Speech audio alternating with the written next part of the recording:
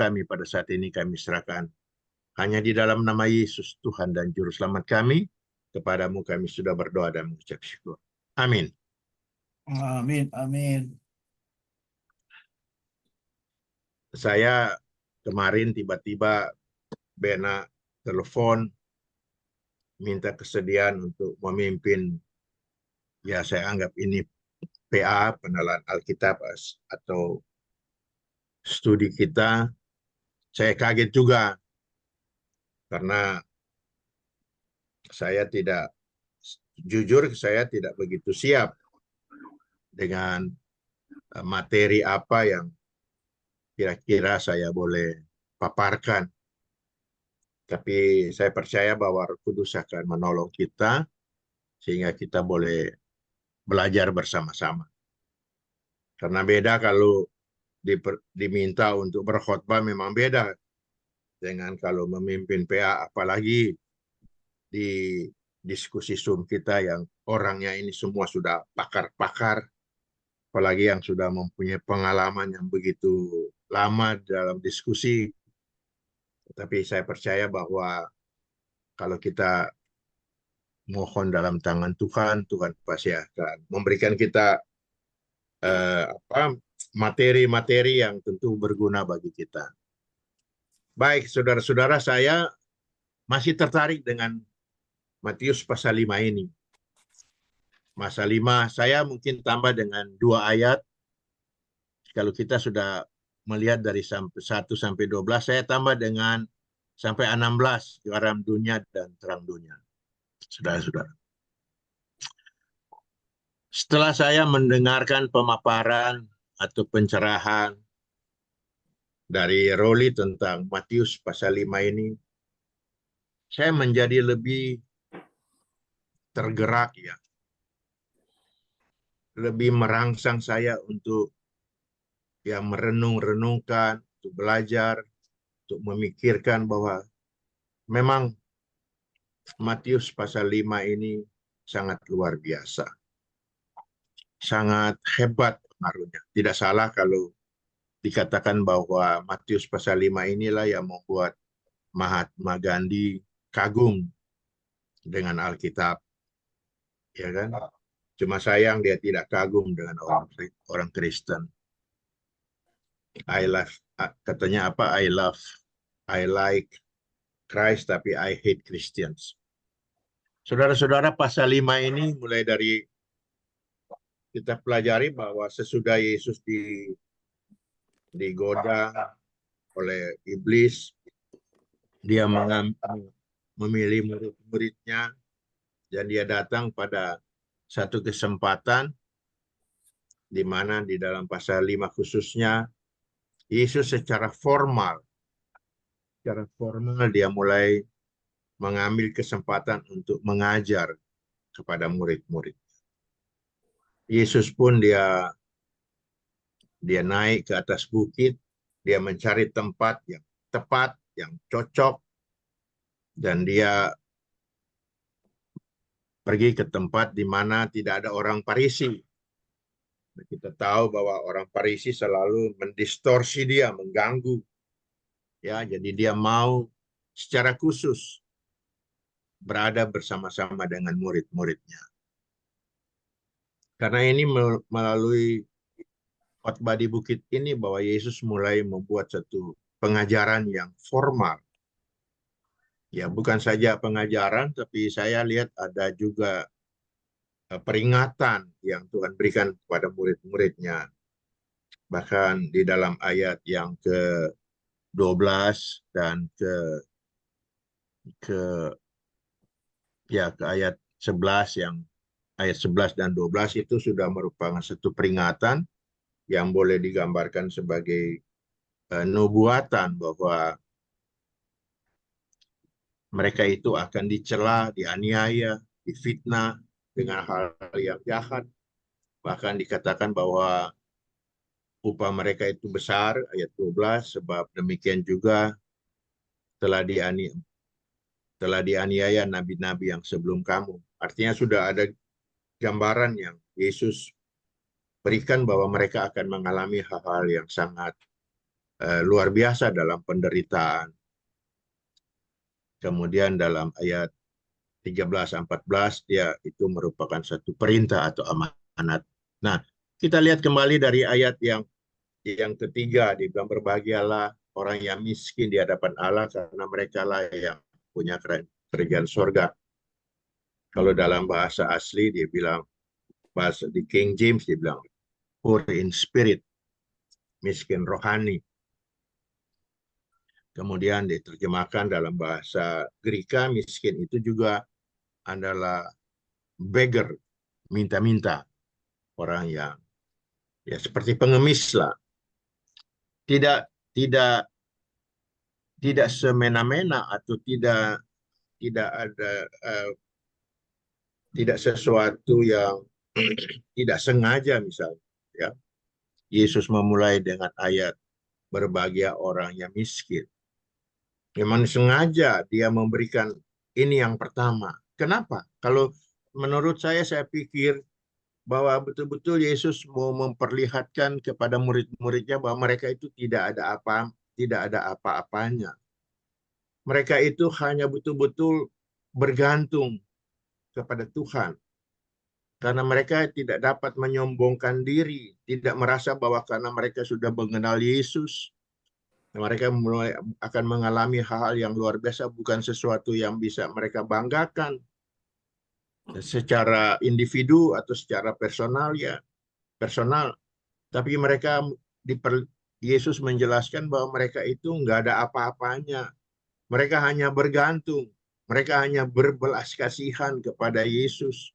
Mereka hanya menaruh pengharapan hanya kepada Allah saja. Tidak ada yang dapat mereka anggap diri luar biasa.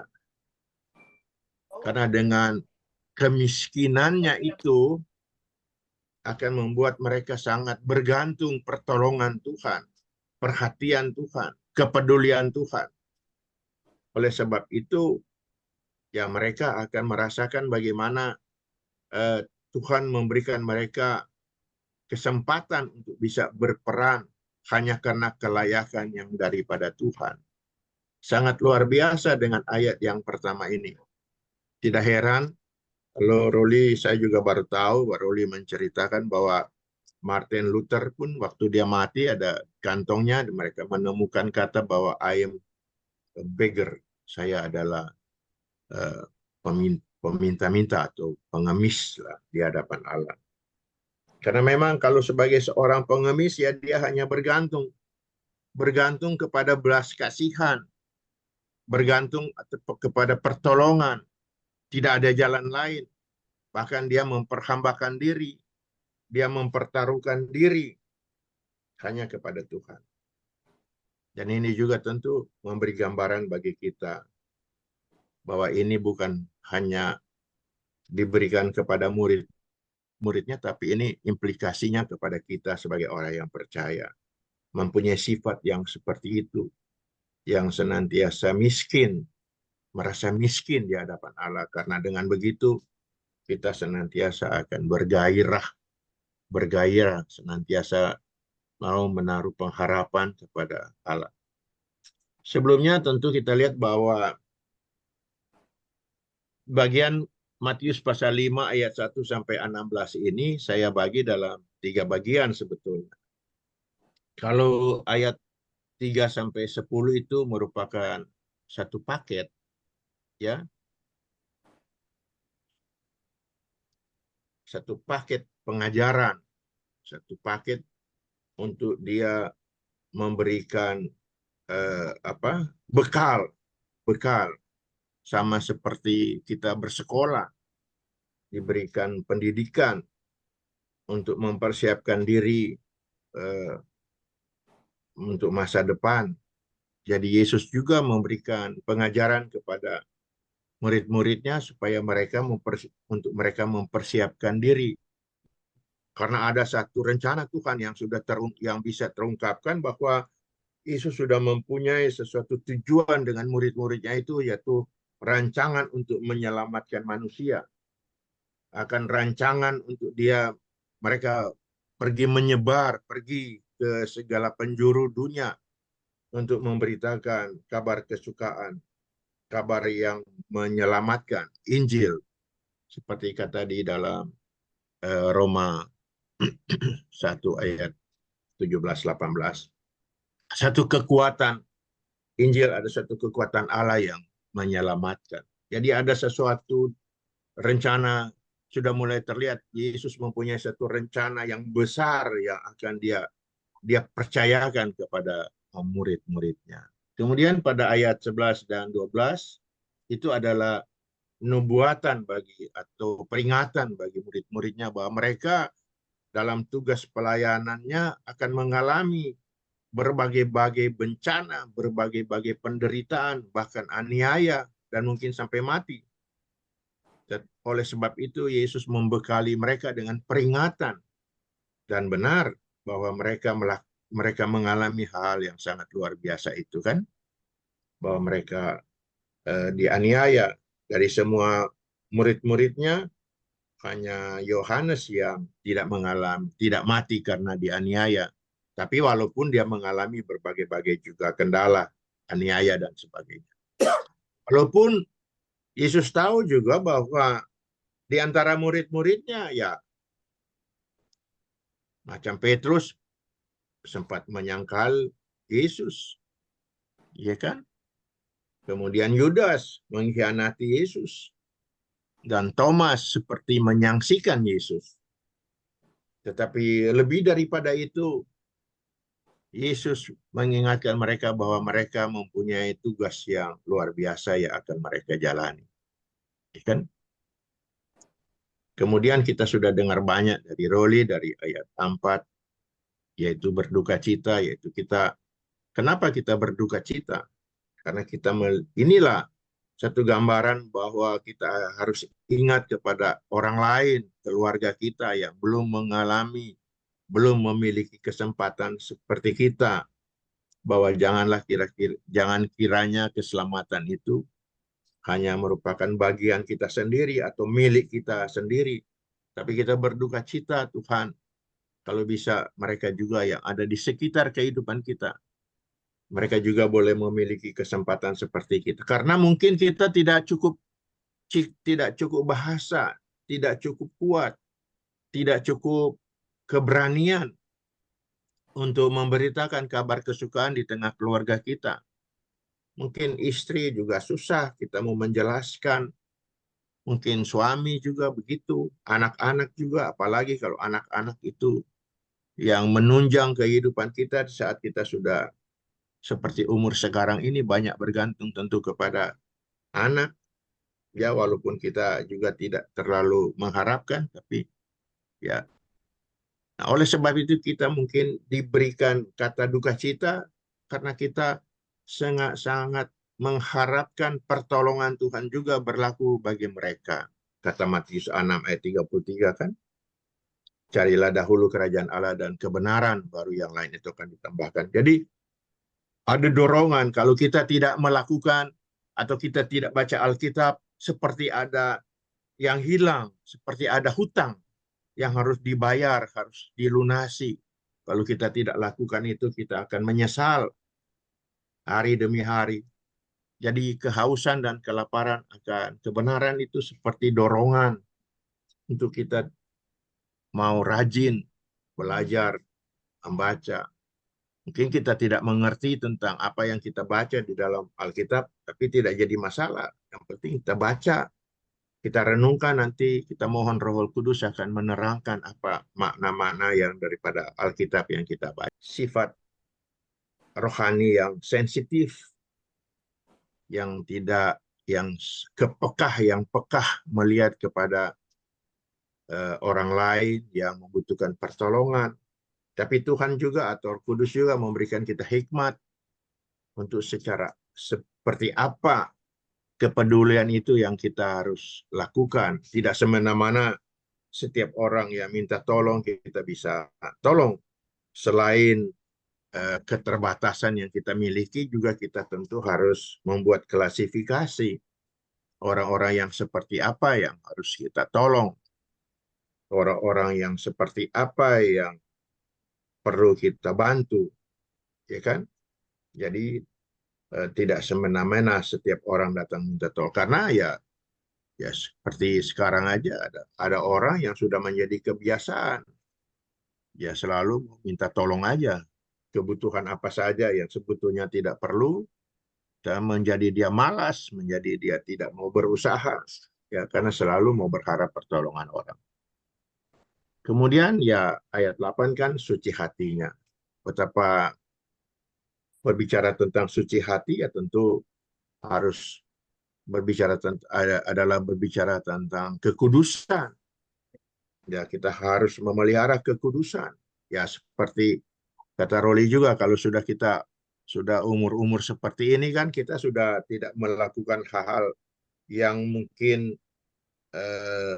yang vulgar, yang kejahatan-kejahatan atau apa. Tapi mungkin ya yang paling berbahaya ya pikiran, perasaan, ya tindakan, ya, perilaku, perbuatan, kemudian tutur bahasa dan ucapan, ya kan, membuat orang tersinggung kan tidak enak. Ya, kita juga tidak mau karena melihat orang punya cara, sifat, melihat orang punya omongan, ya kan kita ada kalanya menjadi tidak nyaman. Ya kita harus jaga, harus menjaga hal-hal yang seperti itu, ya kan? Karena memelihara kekudusan di sini dikatakan bahwa akan melihat Allah. Ya karena Allah kudus. Tidak mungkin yang tidak kudus bisa bersama-sama dengan Allah. Barangkali kita tidak sadar hal-hal yang kecil, tapi kalau kita membiasakan ya seperti berbilang bahwa orang jatuh bukan tersandung oleh batu yang besar, tapi biasanya jatuh karena tersandung kepada batu yang kecil. 9 ya membawa damai, karena mereka akan disebut anak-anak Allah. Ya mereka itu menjadi berkat, ya kita menjadi berkat. Jadi bukan main, murid-murid itu diperlengkapi dengan pengajaran-pengajaran yang sangat luar biasa, yang praktis, yang efektif, ya, bukan dari kata-kata teologi yang tinggi, ya, yang yang sulit diterjemahkan, yang sulit dipahami orang banyak, tapi yang berkenan dengan hal yang praktis, yang melalui apa yang kita buat, kita lakukan, kita ucapkan, orang bisa nangkap, bisa mengerti. Bahkan kehadiran kita juga sudah menjadi berkat bagi orang lain, ya kan? Seperti kata Paul, dia hanya bertemu dengan orang yang berseteru, berkelahi, mereka sudah kagum, mereka segan, karena mereka merasa bahwa ada sesuatu yang lain secara rohani yang dimiliki oleh Paul. Tidak banyak berbicara, tapi mereka melihat tentu dan mendengar perilaku, sifat yang ada di kehidupan Paul. Nah, itu barangkali gambaran-gambaran yang Yesus berikan juga kepada murid-muridnya, ya kan? Dan kemudian ayat yang menutup yang dibilang book ends itu ayat 10, ya kan? Berbahagia orang yang dianiaya oleh sebab kebenaran, karena mereka yang punya kerajaan surga. Ya, Indonesia khususnya kita banyak mengalami kan, gereja-gereja, bahkan pendeta-pendeta dianiaya, dibunuh, ditembak dan sebagainya. Ya, satu bagian daripada bahwa hidup di dalam kebenaran Kristus memang tidak mudah, ya, tidak gampang, ada risiko, ya kan? Dan itu dia sudah katakan di ayat 10 bahwa berbahagialah orang yang dianiaya karena mereka yang punya kerajaan surga. Bahwa kita betul-betul sudah menjadi stakeholder, ya, sudah bisa menjadi pewaris yang memiliki kerajaan surga, ada di dalam kemuliaan Bapa. Jadi ada satu janji, ada satu kepastian. Jadi bukan hanya omong belaka, tapi Yesus memberikan gambaran bahwa apa yang mereka nanti kerjakan itu tidak sia-sia. Mereka itu memiliki surga, memiliki kemuliaan Allah. Dan itu juga bukan hanya kepada mereka, itu juga gambaran bagi kita orang yang percaya, ya kan? Sesudah mengalami banyak hal di atas, dia tutup dengan yang dianiaya oleh sebab kebenaran, karena mereka yang mempunyai kerajaan surga. 12 ini merupakan satu, ya katakanlah sebagai, menurut saya adalah merupakan nubuatan bagi murid-muridnya. Dia katakan, berbahagialah kamu jika karena aku kamu dicela dan dianiaya dan kepadamu difitnahkan segala yang jahat. Wah, kita akan mengalami hal yang seperti itu, ya kan? Bahwa semua yang kita buat untuk kebenaran seringkali dicela. Nabi-nabi aja yang terdahulu atau sebelum kita itu pun sudah mengalami aniaya, sudah mengalami hal-hal yang mengancam kehidupan mereka, bahkan dibunuh, bahkan mengalami berbagai-bagai hal. Nah, kemudian ditutup di ayat yang ke-13 dan 14 itu garam dunia dan terang dunia. Ayat 13, kamu adalah garam dunia. Jika garam itu menjadi tawar, dengan apakah ia diasinkan? Tidak ada lagi gunanya selain dibuang dan diinjak orang. Sini kelihatan bahwa sudah ada satu amanah, perintah daripada Kristus, bahwa dalam rancangan dia ingin supaya manusia lain boleh diselamatkan, maka murid-murid itu harus menjadi teladan, menjadi contoh, menjadi garam, sehingga ada rasa bahwa dengan kehadiran daripada murid-muridnya di tengah orang banyak, mereka itu akan ada sesuatu yang lain, tetapi itu akan sesuatu yang membuat, yang menyenangkan, karena ada janji keselamatan, ada janji kehidupan yang kekal, ada kepastian dosa diampuni, anugerah Allah boleh dilimpahkan. Begitu juga di ayat yang ke-14, kamu adalah terang dunia, kota yang terletak di atas gunung tidak mungkin tersembunyi. Kemudian ayat 15, lagi pula orang tidak menyalakan pelita lalu meletakkannya di bawah gantang, melainkan di atas kaki dian, sehingga menerangi semua orang dalam rumah itu. Demikianlah hendaknya terangmu bercahaya di depan orang, supaya mereka melihat perbuatanmu yang baik dan memuliakan Bapamu yang di surga. Ini satu amanat, menjadi kesaksian, menjadi bukti bagi dunia bahwa kita berbeda dengan orang lain, tidak seperti umumnya, tetapi sesuatu yang lain, ya, yang dapat dirasakan. Orang melihat perbuatan, ya kan? Karena mungkin kita bukan penyanyi yang baik, bisa menyanyi dengan suara yang baik, memimpin pujian seperti Pak Yoce, ya. Kita barangkali juga tidak dapat berkhotbah dengan suara yang lantang, yang hebat, ya, seperti pengkhotbah-pengkhotbah yang masyhur, ya kan? Tapi kita mungkin juga hanya melalui perbuatan yang seperti sudah diajarkan oleh Yesus. Mereka boleh melihat perbuatan yang terpuji, menjadi kesaksian, menjadi teladan. Dunia ini sudah kehilangan keteladanan, karena sekarang dia berkata baik, tapi besok dia akan berubah. Kita lihat saja dengan orang punya presiden sekarang ini, waktu di awal-awal, disanjung, dipuji, wah, dipuja luar biasa sekali, bahkan sudah berlebih-lebihan, ya kan? Tapi ya sekarang ini mulai dicela, mulai dihina, mulai dikritik, mulai tidak disukai, ya kan? Bahkan itu mulai menyebar kemana-mana, ya kan? Jadi ya tidak tidak tidak kekal, ya. Manusia kita tidak bisa menyombongkan diri, karena sekarang kita dipuji, tapi besok-besok kita mungkin sudah dicela. Ya.